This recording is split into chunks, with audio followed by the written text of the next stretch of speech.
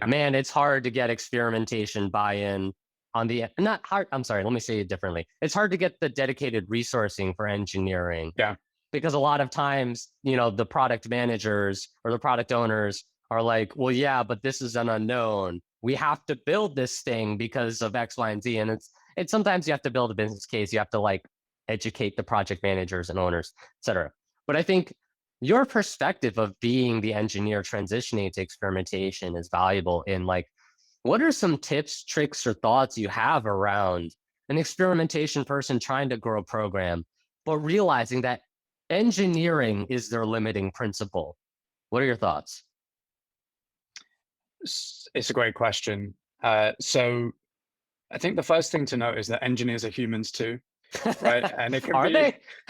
yeah, well, they might be superhumans. I mean, they understand stuff on a very different level to the way that we might, but engineers are humans too, right? Mhm. And in many engineering outfits that aren't outcome-led, data-led, and experimentation-led, you find that engineering functions are typically considered to be feature factories, Mhm. where you have requirements that come in from the top level of the business, get fed through product managers, and then you end up with long, lofty roadmaps that probably go 12, 18, 24 months into the future that says, we're going to go from A to B to C and march through to our inevitable victory by delivering all these features, right?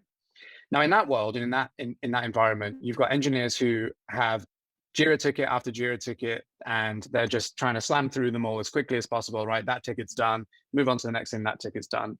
Yeah. No engineer that I know wants to work like that.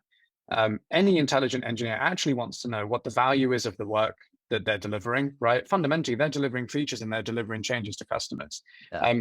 You can't imagine how gutting it must feel to spend, I don't know, 20, 30 weeks on building this big feature, and then you deploy it and you find out it's dropped your conversion rate by 10%, right? Right. What a Right. waste of time. And as an Right. engineer, you would feel like, I wasted all this time building this feature and no one likes it, right? Right. It's not doing anything for our business. It sucks, right? Yeah. So no engineer wants to work in that way either. So when you think about those two things, it's kind of like, well, experimentation is the answer, right? Mm. You can say to engineers, well, you don't have to build things that take 30 weeks and then you release it and you figure out if you cross your fingers and pray, did it do something or not? You don't have to Right. work in that way. You can have that instant feedback from customers, or relatively instant. It's not lagging feedback, right? It's a much faster feedback mechanism of the value of what it is that you're doing. And you also, most importantly, have a seat on the table in terms of your ideas and actually what's working for you. And you're an expert in building, Mm. these types of applications and interfaces. What do you think, right? You've got a seat at the table there. So I think when you think about all of that, and when I think about the journey that we've been on, which has been very engineering led, but of course we've had to massage with product, we've had to massage with executives in the business. You can't get away from that, right? You need everyone to be on board. When Right. I specifically think about engineering, it's really about getting away from being a feature factory, understanding the value of your work, and getting a seat at the table. I think those are the three key things that stand out to me. That if you speak to any engineer worth their salt, they'll care about those topics.